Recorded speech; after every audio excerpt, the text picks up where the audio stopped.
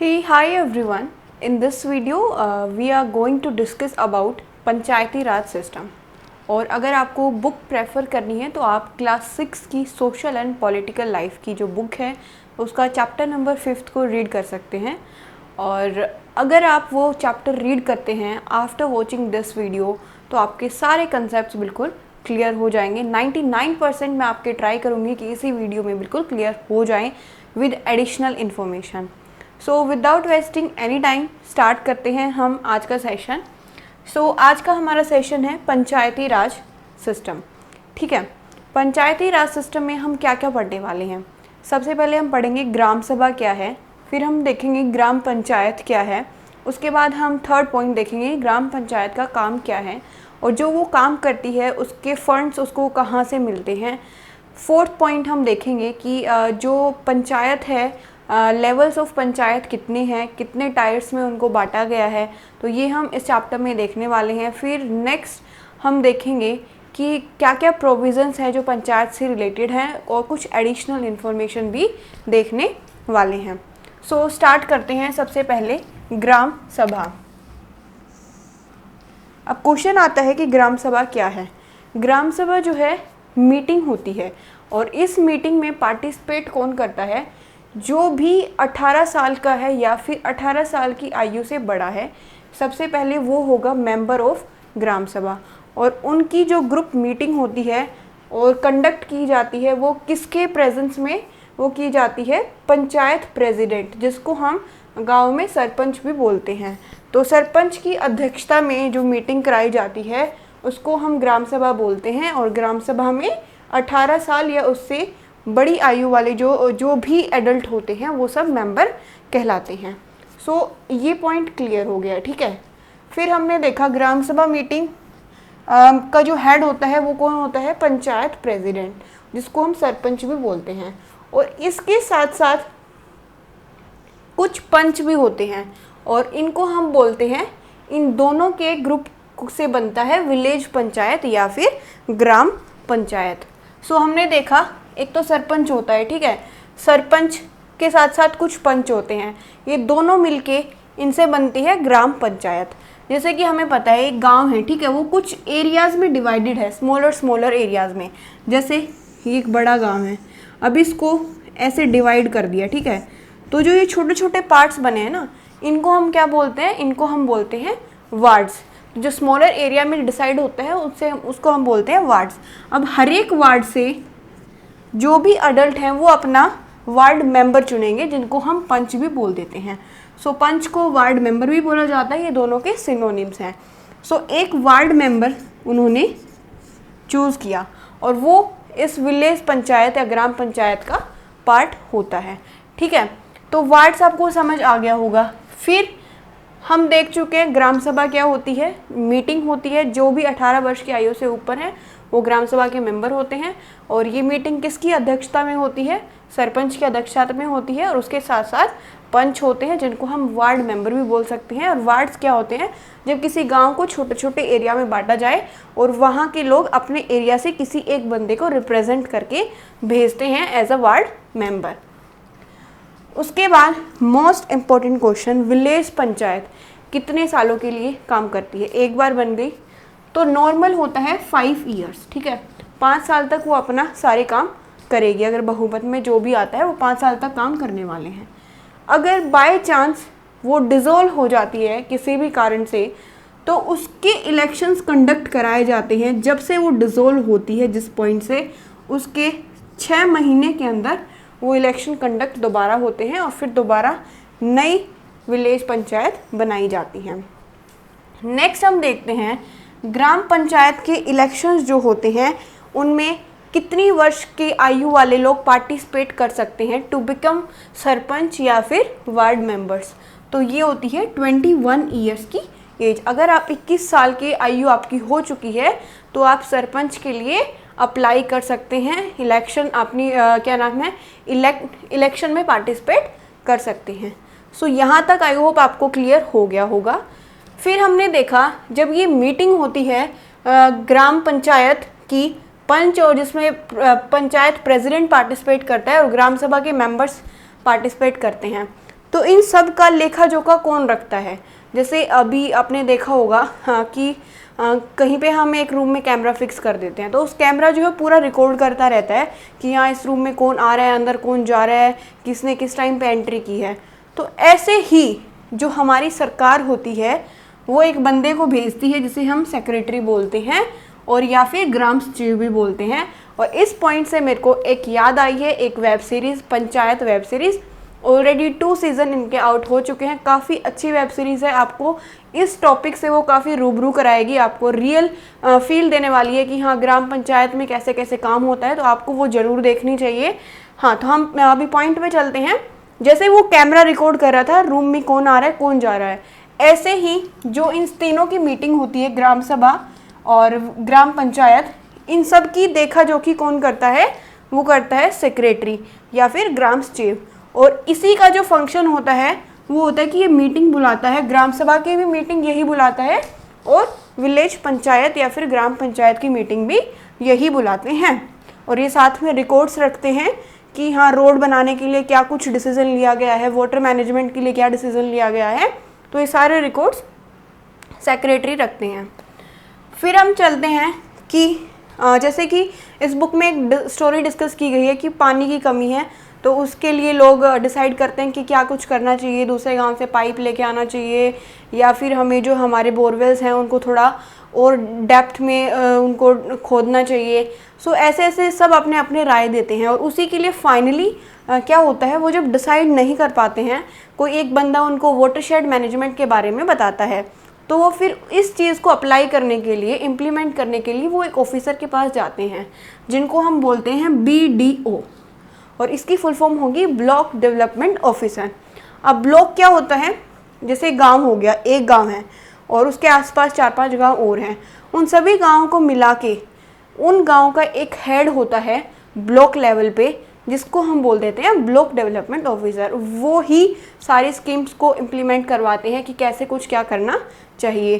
तो लोग BDO के पास जाते हैं कि हमें अपनी सजेशंस दीजिए, तो जिसको हम ब्लॉक डेवलपमेंट ऑफिसर भी बोलते हैं। दूसरा इस चैप्टर में डिस्कस किया गया है कि एक गांव है, उसमें एक लिस्ट निकाली गई है BPL फैमिलीज़ की, तो उसमें कुछ लोगों का जो रियल में बिलो पॉवर्टी लाइन है उनका नाम नहीं है, बल्कि जो पॉवर्टी लाइन के बिलो नहीं है उनका नाम इसमें इंक्लूड कर दिया गया है। तो सिर्फ आपसे इससे याद क्या करना है कि BPL की फुल फॉर्म क्या होती है? Below poverty line. I hope आपको ग्राम सभा, ग्राम पंचायत और सेक्रेटरी समझ आया होगा।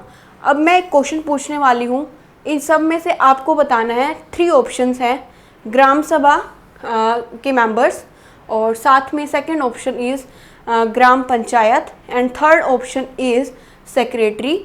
इनमें से कौन इलेक्टेड नहीं है और जिसको अपॉइंट किया जाता है गवर्नमेंट के द्वारा, वो कौन है? तो आपको इसका आंसर करने की कोशिश करनी है।